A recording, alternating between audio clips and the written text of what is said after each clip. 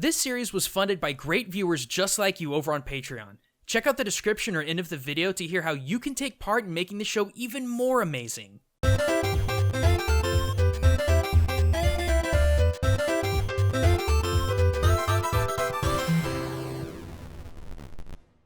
Hey everyone, Gaijin Goombah here, and welcome to another episode of Which Ninja, a series that looks at media's most popular shinobi to see which are good and which are bad. And today we're going to be looking into something a bit different when it comes to shinobi in media. In celebration of the release of Star Allies, we're going to be covering one of the most unexpected ninja in gaming, Kirby. Because nothing says subtle like a neon pink amoeba with a black hole for a belly. Well, that's the weird thing about the Kirby series. Ninja concepts have been alive and well in the franchise ever since 1995 and the debut of Kirby's Dream Land 2. Remember Wyu, that stocky purple mini-boss? He might not be 100% authentic, but he's pretty ninja conceptually. He wears dark purple, which is a decent choice of stealth color for Moonlit Nights. The shuriken that he rapid fires are very reminiscent of the Igaryu Matsubagata Shaken, and finally, like many other ninjas we talked about before, he utilizes the Bushin no Jutsu by moving so fast that he appears to be in multiple places at one time. Sure as heck threw me off pretty bad.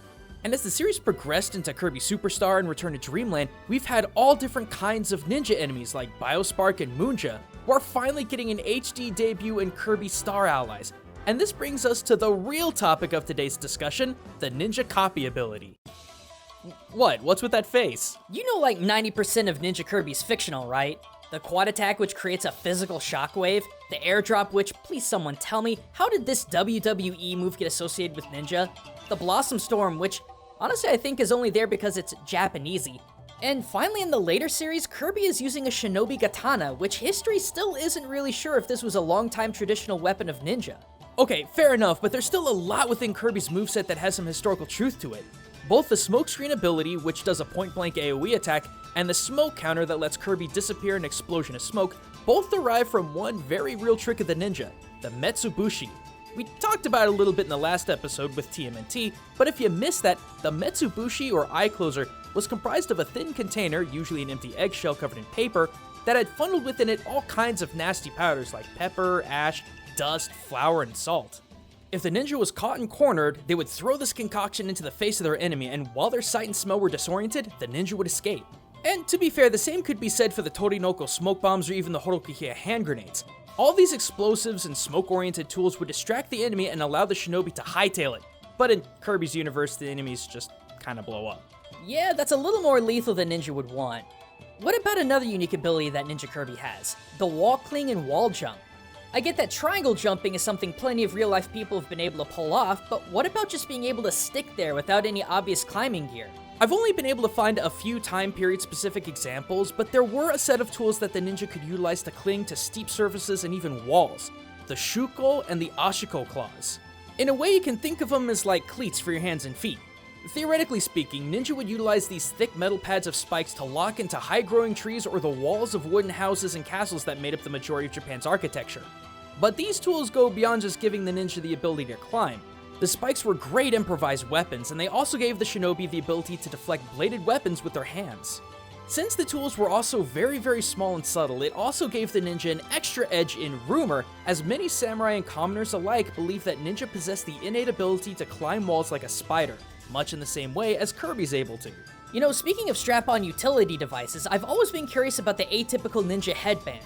At this point, I think everyone on the internet is aware of what these things are thanks to Naruto, and heck, I wear one too. They're supposed to protect the forehead from being struck by any sort of bladed weapon, but is such a thing actually real? Well, maybe. Historically speaking, the hitayate, or hachigane as they were called, were part of samurai police wear during the Edo period.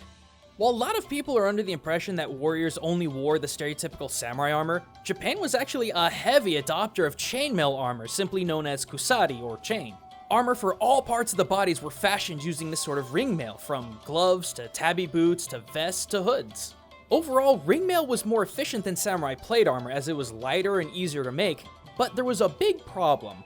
A good centered strike on the face or men would still be lethal, and this was a common move for samurai. Thus, the thickly plated hachigane was added to the armor set. Now, considering this armor was usually associated with Japan's militant police, the hachigane was oftentimes adorned with the symbol or crest of the city or the police force that they were associated with, which is why Kirby's hachigane has a star on it. But let me back up a little bit, because not only does Kirby borrow the Hachigane, but also the design of the Kusari Zukin, or chain hood, which to this date is still debated as to whether or not real ninja used it on the regular. Personally speaking, I don't know, guys. Ringmail was both heavy and loud, which were two things shinobi couldn't burn themselves with. But that being said, I myself have worn a Kusari Katabira vest at the Igaryu Ninja Museum, and I've read time and time again that Kusari armor was oftentimes worn underneath everyday clothing, so honestly, it's kinda up in the air at this point. What about that Ninja Dojo minigame in Return to Dreamland? Kirby and friends use gigantic Fuma shurikens to hit targets, and as we've already discussed in the Shadow Man video, such devices were possible, but not really in regular use for shinobi due to the sheer size of the things. Yeah, there's no getting around that mess. Sad to say, giant shuriken are a thing of myth and myth alone. But there's one thing about the minigame that's 100% legit, and I bet you didn't even see it. On the title screen, King DDD is standing tiptoe covering all but his eyes in a sheet made of the same color as the background. Most folks might be thinking this is just a really poor attempt at camouflage, but what DDD is doing actually is a known jutsu called the Kanon Gakure. It's a technique wherein during a night mission, a ninja would stand in front of a wall, a tree, or any other object that might obscure light, and only have their eyes show while covering the rest of their body and face with a cloth. And yes, this actually worked, because think about it. We're talking about a time period between the 14 and 1600s. The most light anyone is going to get at night is a torch or a candle. If a ninja could find a good spot that blocked moonlight and covered their bodies in dark cloth hiding the lightness of their skin, it would be almost impossible for someone to see them at a distance. Which is why for the context it was used in is awesome, but modern takes on it are just kinda silly looking. Yeah, speaking of silly, we gotta talk about Kirby and his kunai. We mentioned this a long time ago, but the trope of throwing kunai has got to be one of the most popular stereotypes of ninja in media to date. Well, yeah, you could make throwing knives that look similar to kunai. A real kunai was rarely used as a weapon, and even more rarely thrown. This is actually very true. Real kunai were little more than a farmer's hand spade to turn soil and rock, but due to their shape they also made for really handy prying tools. But thrown? Yeah, no, not really.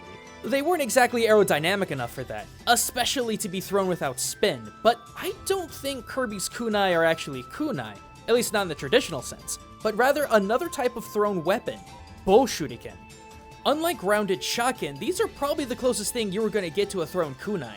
Straight line darts with varying degrees of thickness, bow shuriken could be thrown overhead with the dart tucked into the thumb, then quickly releasing it in order to provide a straight line path so long as the projectile only had to travel a short distance. Otherwise, moderate spin would be needed to give proper projection.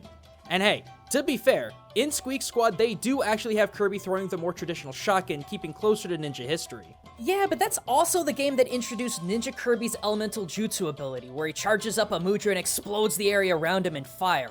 We've shown time and time again in multiple videos how much of a crock that is to real life. In that particular instance, true, but there is at least one instance where Kirby uses elemental jutsus like a real ninja would.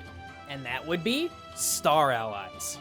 See, what you gotta understand about elemental-based ninja jutsus, or Chiton Jippo, is that shinobi did not create or manipulate said elements, but rather utilize them to their advantage. China and by extension Japan shared a Taoist belief that all things were comprised of 5 elements, or goton, and those were fire, metal, earth, water, and wood. Using this as a hard line, ninja would capitalize on these concepts to develop dozens of escape methods and battle strategies using goton. For example, a Suiton no Jutsu wasn't the creation or direct manipulation of water from the ninja, but rather the ninja utilizing a body of water to distract their foes. On one hand, they could use the water by dropping a massive stone into it as they fled, convincing their pursuers that they had dived into the water to escape. While on the other hand, ninja could hide in the water for minutes at a time, breathing through a small reed or bamboo shaft as their pursuers passed them. Oh, so like Ninja Kirby's use of the stealth water gun in Return to Dreamland. That's exactly right, but it goes even further. In the case of Star Allies, a Kato no Jutsu or fire technique was not a skill that gave the ninja the ability to produce fire from their being like we see in Squeak Squad or Battle Royale, but rather was a code word for the utilization of fire. These techniques range from setting a building ablaze and blending into the panicked escaping crowd to utilizing fire and explosives in their arrows and shuriken. And in Star Allies, what's the game's big new mechanic? Adding elemental properties to existing powers. So when Kirby holds up his weapon, if he has an elemental-based friend in his party, they'll juice up that weapon with the element that they have an affinity for. So in ways similar to how ninja would use natural elements to beef up their combat or escape techniques, so too does Kirby use his elemental-based buddies to power up his abilities. Huh. Interesting. You know, that reminds me, I've always been bothered about early Ninja Kirby's design with his hat. I mean, it's really not so much a Zuki nor a mask as it is a Chinese helmet with that tassel and all. Yeah, I've heard rumors that Hal chose that look because the stone ability had a ninja-esque property of turning Kirby into an inanimate object that enemies would just walk past, essentially the best camouflage. But the more I look at this copy ability, the more of a terracotta soldier vibe I'm getting. And you know, that's actually the really cool thing about Kirby's copy abilities. So many of their respective hats are based from so much culture around the world. What, you want to hear more? Well, head on over to the Game Theory channel because I just released a brand new Culture Shock talking about that very thing.